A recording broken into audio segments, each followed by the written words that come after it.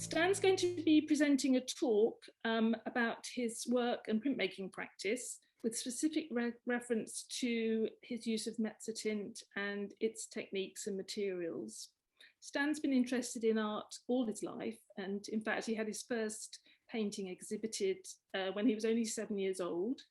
Since then, or since leaving school, he's worked as an architect, an interior designer, furniture designer, but in parallel with his career, he's kept in close contact with his passion for the arts through painting and printmaking, and he's largely self-taught. He's been involved in arts for over 60 years, and now he runs printmaking workshops from his studio in Norfolk. His work includes not only Mezzotint, but also aquatint and etching, as well as oil and egg tempera paintings and mixed media work. His work is expressionistic and allegorical, and often he uses it as a metaphor for social issues, referring to childhood memories, emotions, inspirations, and past events. So I'll let Stan do his talk now. There will be a question and answer session at the end. If you'd rather not ask a question directly, you're very welcome to use the chat function at the bottom of your screen, and you can just type in any questions you'd like to ask, and we can ask those on your behalf. So I'll hand you over to Stan now. Thank you very much, Stan. Good evening to you all. Lovely to see all the faces, and thank you for joining this talk. And it's a pleasure to be able to give you a little talk on one of my favorite printmaking techniques, which is mezzotinting. I prepared a little PowerPoint, which I'd like to share with you now, and just go through some of the basic ways of creating a ground, and also tools and techniques, etc. Okay, so if you bear with me, I'll try and share a screen with you. Here we are. Can everybody see that? Yep. Yep. Yep. Okay. This page that you see here is two of my copper plates that I prepared. One is with a roller, and the other one is with an aquatint ground, which I'll go through in more detail just a little bit later on. The technique of mezzotinting is, well, firstly, mezzotint, I don't know whether I'm teaching people to suck eggs, but mezzotint basically means mid-tone. It comes from the Italian for mezzo, which is middle, and obviously tint is tone, so it's a term for mid-tone. And as you can see here, it was invented around about the 1640s by Ludwig von Siegen, and there have been and still are some extremely good practitioners within this field, and one of them is a lady called Carol Wax, who wrote this book called The Mezzotint History and Technique. And if anybody's interested in knowing a little bit more about again the history, particularly the history of Mezzotint, that's an extremely good book to have a read of. And on this page as well is one of my Mezzotints, just called Lily. Before you start a mezzotint, obviously the plate has to be ground, which means it's a roughened surface that when printed would print a jet black. And there are various ways of doing this, but the most common and, if you like, traditional way is by the use of a rocker. And a rocker is a tool that has got teeth kind of ground into it, and as you move it over the plate, it creates ground. And you have to do this I do it in about 20 to 25 different directions to get the particular surface that I would like. And there's a little video that I've done of me of doing just that, which I will try and play. I hope people can see that. And yep, as you say, you go over it in 20 to 25 different directions, and it has a toll on your elbows and shoulder and back, but it's worth it in the end. And to the left, you can see rockers are available in various gauges. They go from, I think, 65, 85, and 100, and that relates to the teeth per inch, and obviously various sizes as well, from 1/2 inch up to about 6 inches.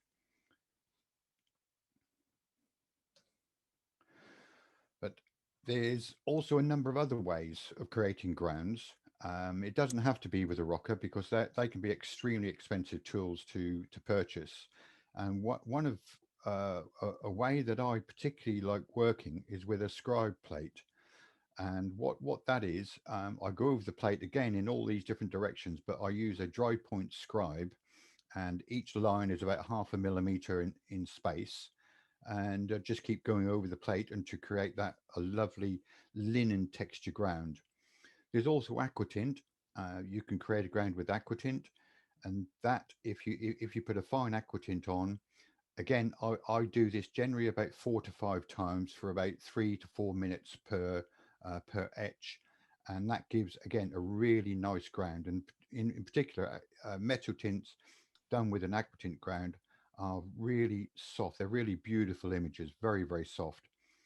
You can use sandpaper or emery paper, and again, you need quite a few sheets of that, and run it through the press 10, 12, 15 times, and with kind of different sheets of the paper, and that will give you a great ground to work from. And again, there's tooth rollers, and I'll show you one of my rollers that I had made by a local engineering company that I also use as well.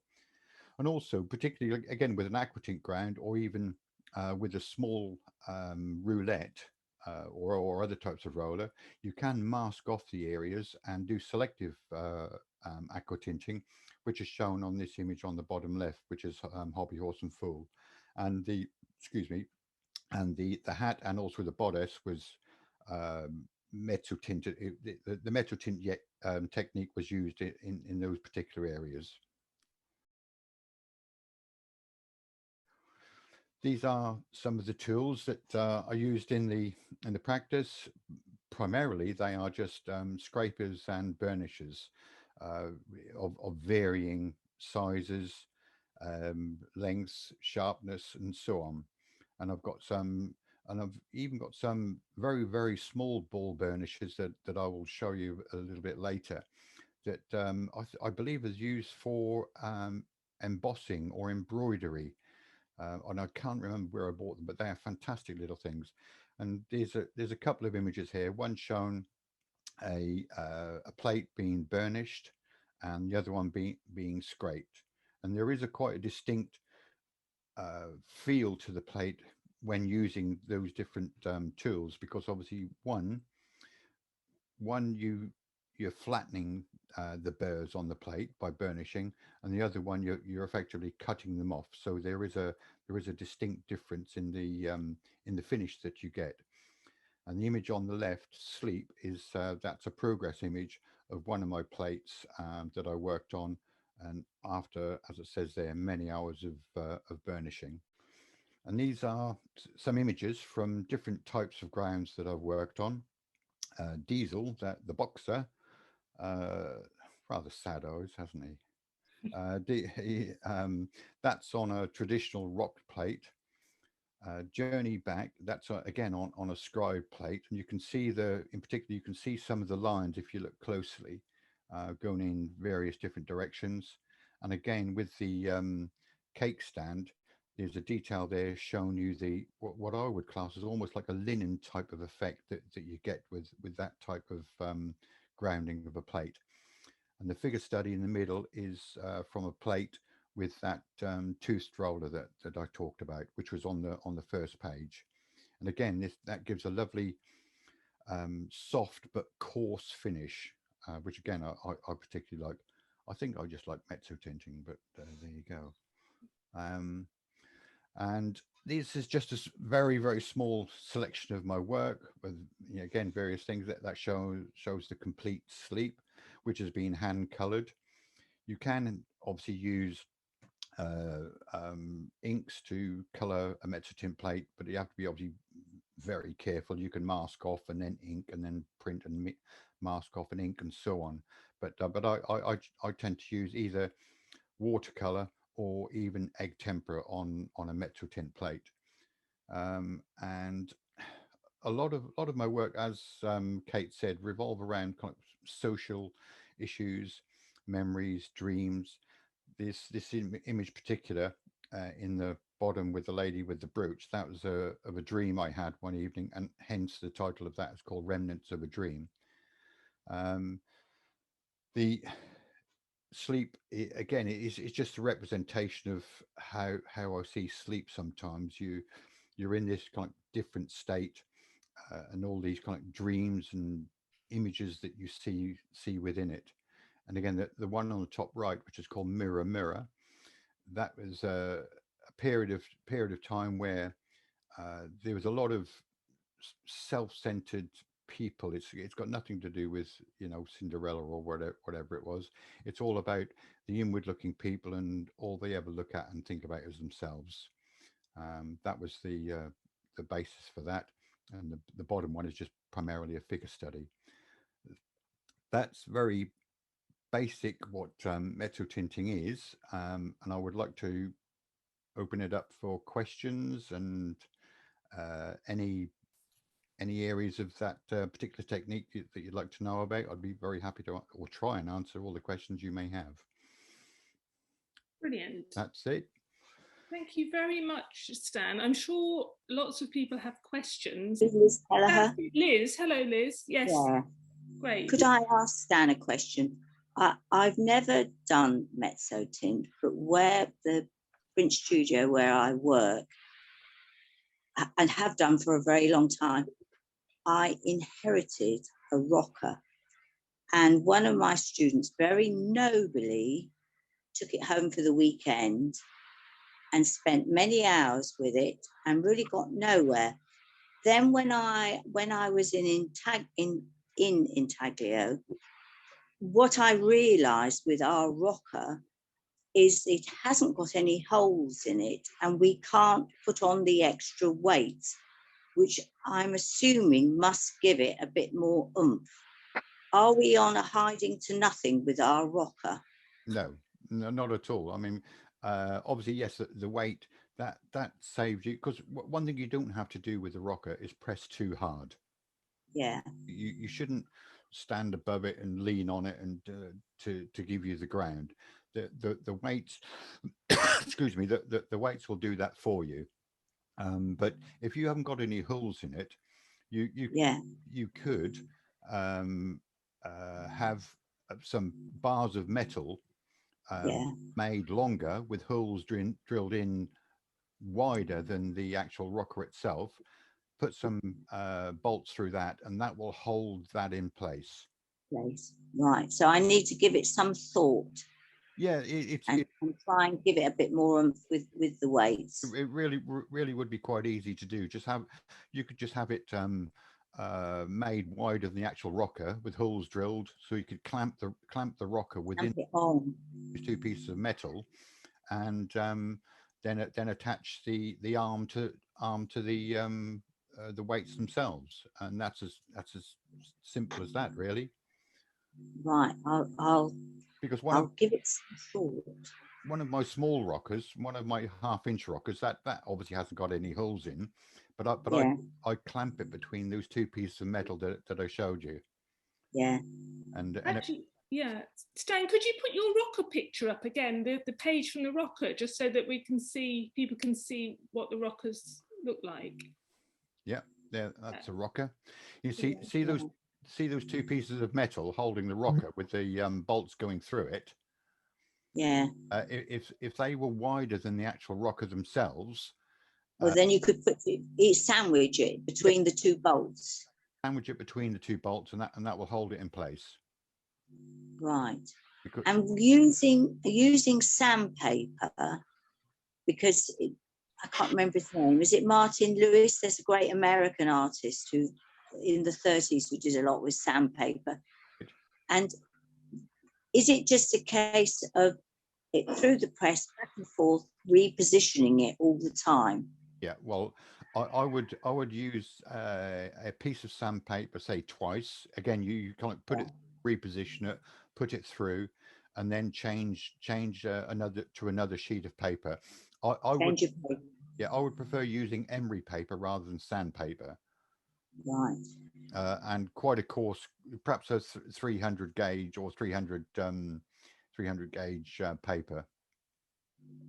Fantastic. something like We that. will have a go. It works I well. mean, it is just a superb. It just gives a superb image, but I've always failed, I'm afraid. But with this, hopefully, we'll have a go. Thank you. If you've got a press, or just you know do what I'm using quite a lot of now, and that's scribe the plate. That works. Yes. And we have time on our side at the moment, so I might have a go at that. Yeah. Actually, Stan, I was going to ask if you would just explain, because we talked about this when you were preparing your talk.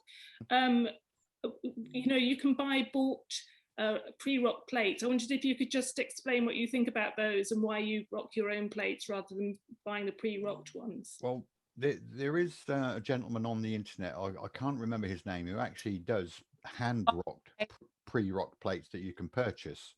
But a lot of the pre-rock plates that you buy, no disrespect to Intaglu's or Jackson's or other places who sell them, a lot of those appear to be mechanically rocked, and to me they are too, I don't know, that they haven't got the same feel as a hand rocked plate, and I'm very personally, I'm very fussy on the sort of finish and sort of texture I want to have on my Mezzotints, and they just simply don't give me what I'm after. I'm not saying they're bad and don't work and you don't get good results, but personally speaking, I really don't like using them. I much prefer a hand rock plate. But the texture of them is just too, I'd call, regimental, rather than this perfect imperfection, as I mentioned before. Brilliant. Stan, would you mind just closing down your screen share, just because we can't see all the people participating? Oh. Thank you very much. Is anyone waiting to ask a question?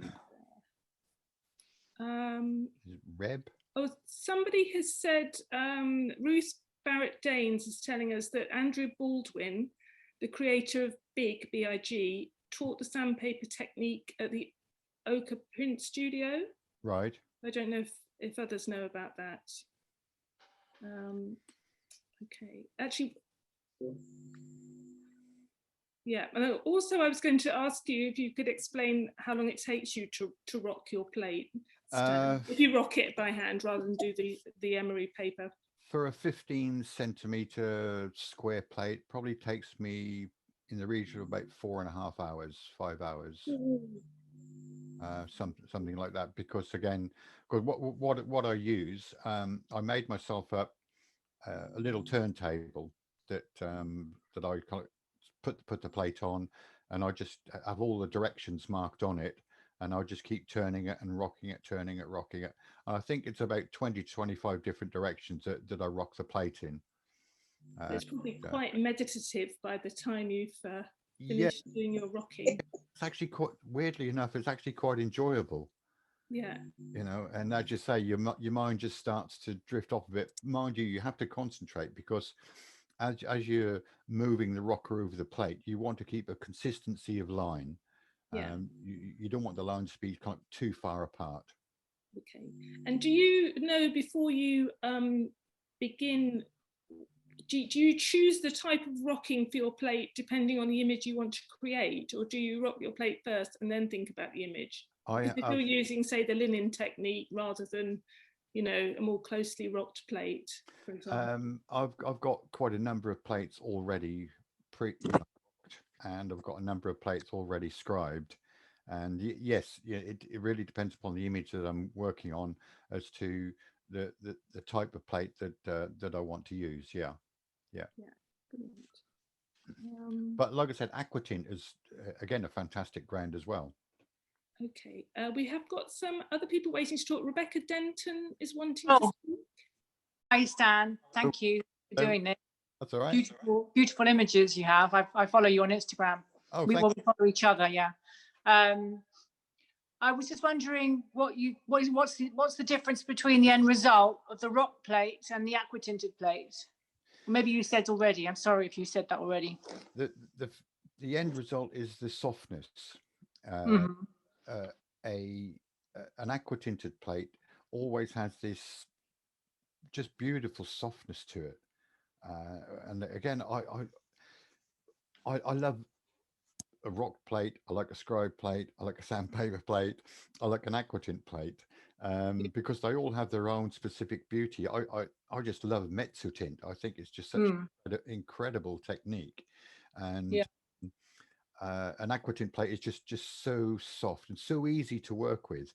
And Mm, sometimes you can see this is, if anybody can see this little thing here that I made, what I do with that, again, I mainly use this on aquatint, and that's just that's a lolly stick, shaped lolly stick that I've kind of heated up and just curved, and I stick emery paper to that, which is about 1500 gauge emery paper, and I use that to just sand, and with a little, perhaps with a little bit of Brasso, and that gives a just a beautiful tone.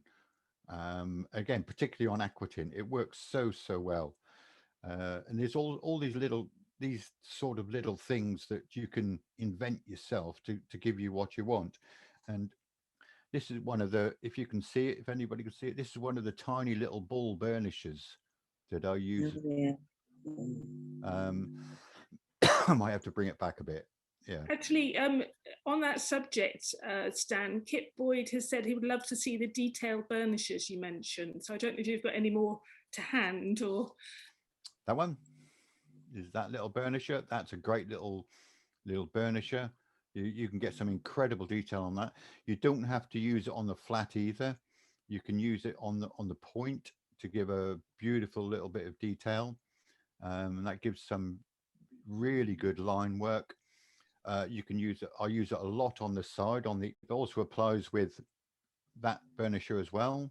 I use it on the side, on the point, on the flat, also, but also these are great as well. Agate burnishes, which are used for gilding.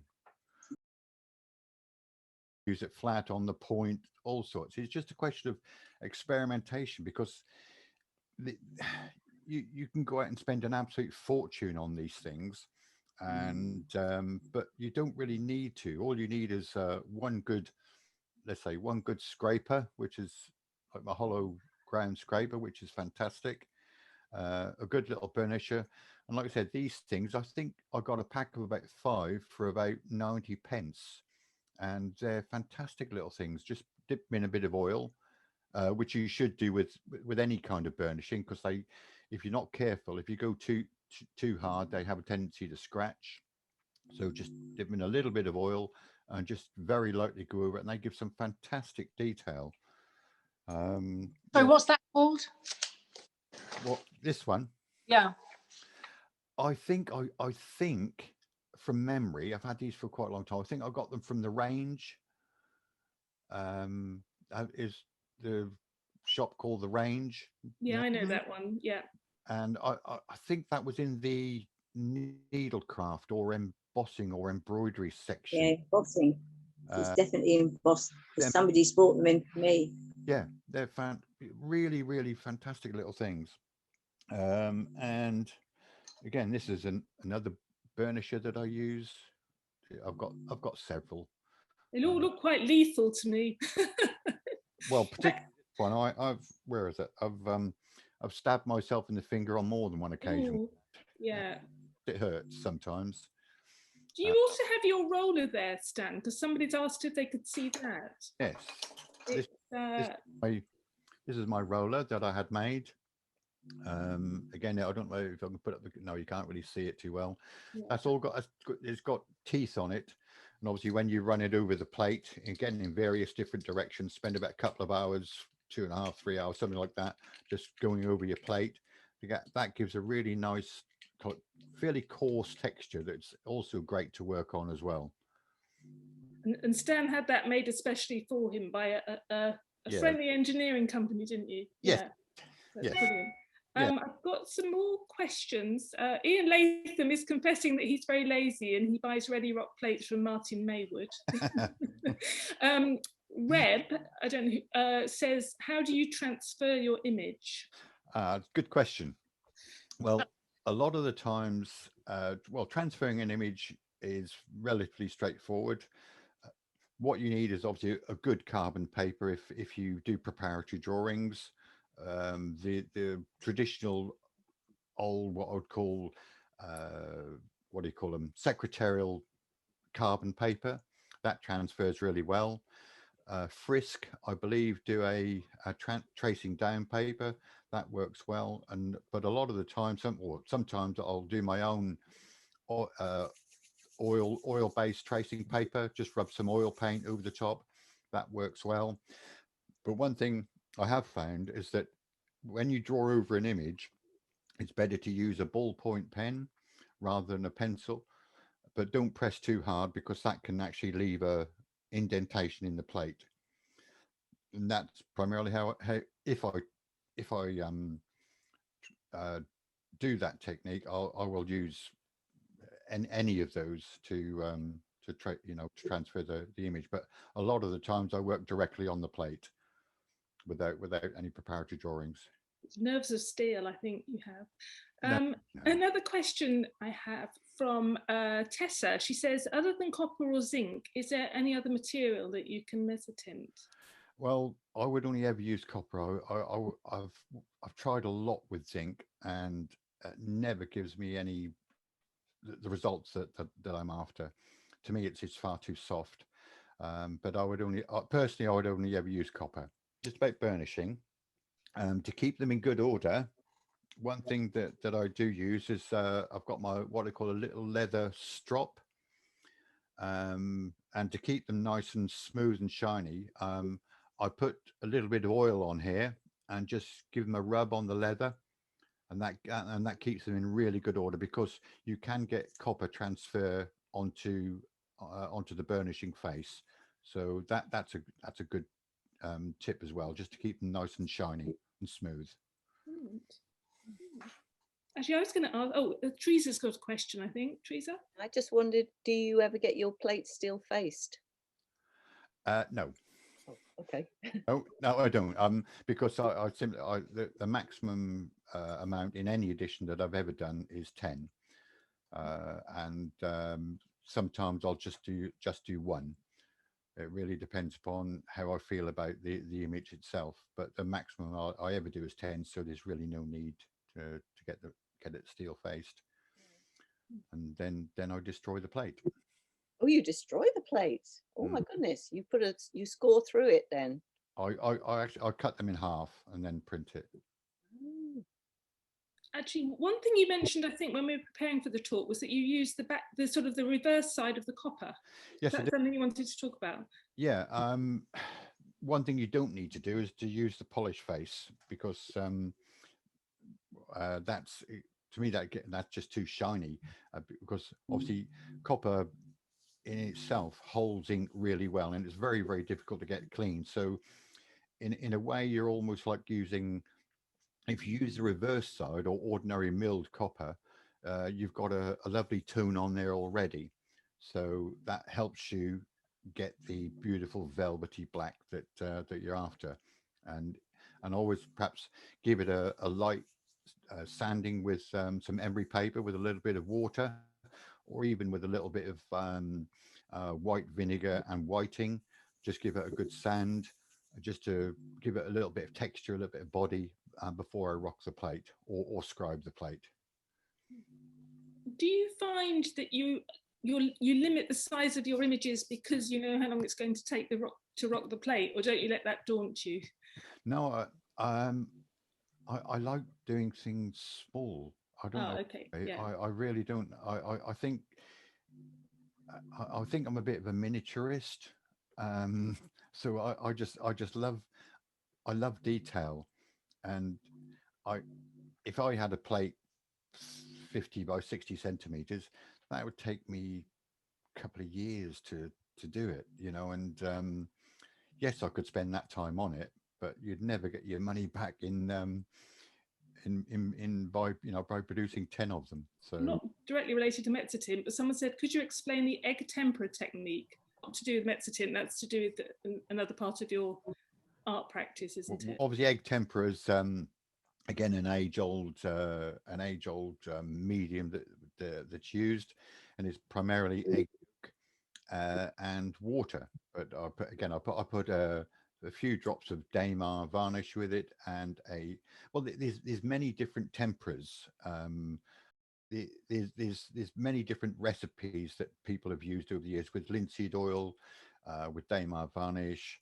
You can use a little bit of shellac with it and all sorts, but primarily I use egg yolk, water, a few drops of vinegar for keeping it non-smelly for a bit longer, and 3 or 4 drops of Damar varnish. And it's egg tempera is just layers and layers and layers of paint, and I like to work with it very thin, and just keep going over the layers with very thin brush strokes. You've got to be quite careful, because if you go too hard on egg tempera, I found that can lift the previous layers. So it's just a very slow, laborious process of hatching. Mind you, having said that, I do sponge, I do splatter, and I've even airbrushed egg tempera as well. But you've got to be very quick to clean your airbrush, otherwise it clogs. But on coming to egg tempera, what you have to do, or what I do on egg tempera, I always work on a true gesso ground, and I make my own gesso with rabbit skin glue, whiting, sometimes with a little piece of bit of marble dust, and then give it many coats of that, sand it down, and that gives you a beautiful, super smooth, chalky marble sort of surface to work on. Lisa, I think, has got another question. Another 2 questions. Another 2 Sorry. questions. Thank you.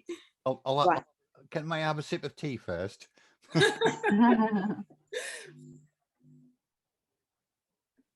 Fire away, Liz. Thank you. If you do aquatint, I know aquatint, so I feel as though I'm on more secure ground with aquatint. How many layers did you say you build up to create a mezzotint with aquatint? I generally use about 4 to 5 layers. I put it in the box, set it, then etch it, then clean the plate off, put it in the box, set it, etch it, clean it off, and so on. I do that about 5 times. Right.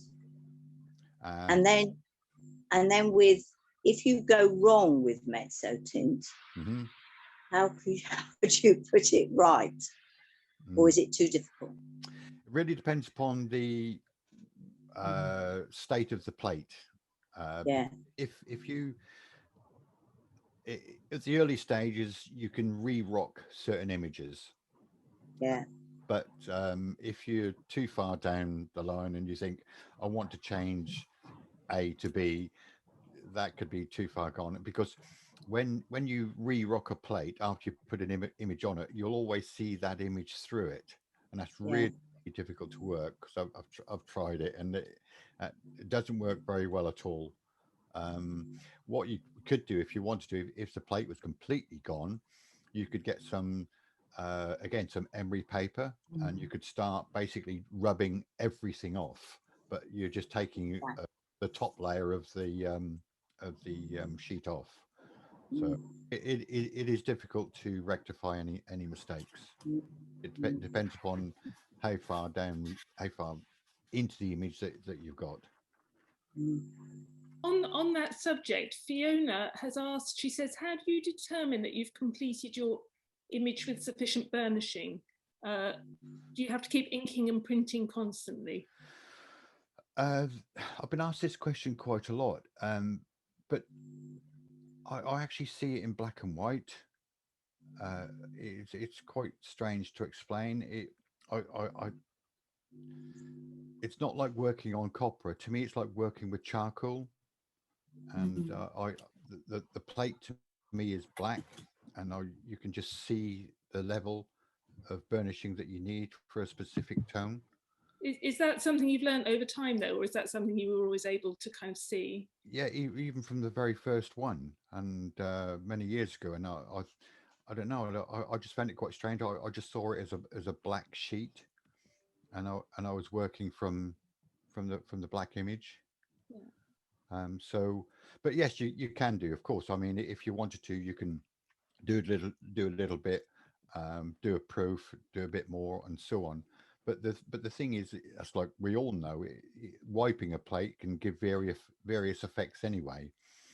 So, yes, uh, you can work on a plate and then proof it and work on it and proof it and so on. Yeah, yeah, of course. But I generally do maybe a couple of proofs before the final image. So Yeah. So yeah, it's difficult to explain really, but yeah, I don't. I honestly, I really don't know how to answer that. I just see it as a it's just how like you see it. full drawing. Yeah. Yeah. Actually, one question I had was that because I don't really do mezzotinting. So you said something about when you're inking the plate, you have to be really careful about where you put the ink. Yeah. Why is that? Well, if you do, if you color inking, because most of my plates are, if they're in color, they're hand colored. Again with either watercolor or egg tempera, and I have experimented and done one or two with oil glazes as well. But if you wanted to use printing ink, then you have to be obviously quite careful on how you ink that particular area. So a bit like you would on an aquatint. So Yeah. similar. Yeah. Yeah. Okay. Yeah. Any special paper that Stan likes to use? I use BFK Reeves. Yeah. I like that. That's quite a nice paper. Some of the hand mills are superb, but I'll tell you one thing that's really good for proofing, and that's ordinary wallpaper lining paper. I love using that. Yes. That is really, really good. Gives some great results, and that's got a lovely tone with it as well. Is it quite thin or thick, that one? I don't know. It's quite thick. Yeah. The roll I bought was about 50 meters long, and it's quite heavy lining paper. Yeah. But that works really well for proofing. And so the paper that you actually use, is that quite a heavy paper that you use? It's 300. 300, yeah. Okay. Yeah, BFK Reeves. Presumably you don't use the lining paper for the final thing because it goes a bit yellow or Yeah. acidic, but that's a shame, isn't it? That it's a wood pulp type thing. Yeah, but for proofing, that's really good. Mm. But you got to look upon it. You got look at it what it is. That gives you an indication. But the final image is always different. Christine asks, sort of in relation to that, she's asked about paper, which you've answered, but she's also asking which black ink you like to use. I love. Well, I make my own Oh, right. black ink, but if I buy any, I like using Charbonnel 55985, which is a traditional sort of ink. But I love using get the bone black from Cornelison's. That's superb. I love that. It's so good, and just obviously make it with plate oil. And is there a sort of, Kerry's asking about how you make your ink, so you're answering that. Is it do you just mix it to the consistency that you like, or is there some special recipe? Or well, I start off with a medium plate oil to get it like a breadcrumb, fairly kind of heavy sort of feel to it, and then I'll put a thin plate oil with it to get it to the consistency that I'm looking for. But bone black is beautiful, but that is really, really, really good to you. I love using that.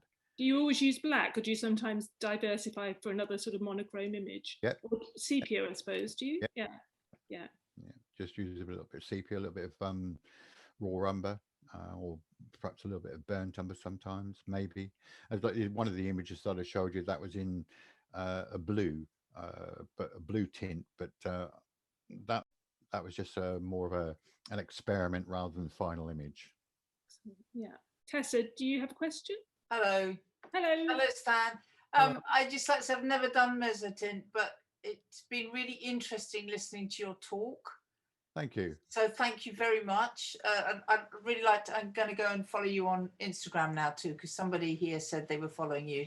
So I want to see more of your work. Yeah, I'd like to be able to do some, but I think like a lot of us, the motivation and will has been a little bit lacking just recently, hasn't it? I'm glad somebody else has said that. Phew. Dread, you know, absolutely dreadful. Yeah. Well, loads of people seem to be having a fine old time, but there's a lot of us who are really struggling. So that's good to hear. It has been a struggle. Yeah. And we persevere, don't we? Yeah. Yes, lots of people saying thank you, Stan, for Thank your you. very interesting talk. Is there anything else you wanted to say, Stan? Just get your scribe out, get your rocker out, get your roller out, get your aquatint box out, and just have a go. Kashmir Malevich, he painted black squares, didn't he? The artist for many years. Yeah. And if I actually printed Mezzotint squares, just the black ones, and those themselves just framed up are just absolutely fantastic. The velvetiness of the finish is just wonderful. That's brilliant. Very inspiring. Thank you. That was so interesting. I think you've answered everybody's questions. So thank you very much for coming along and giving our talk to us this evening. And thank you to everybody for joining us. It's been really great. Thanks, Stan. That's right, you're very welcome. Shall we all? Round of applause if you want to unmute. Thank you. Thank you. I've just followed you, Stan. There you go.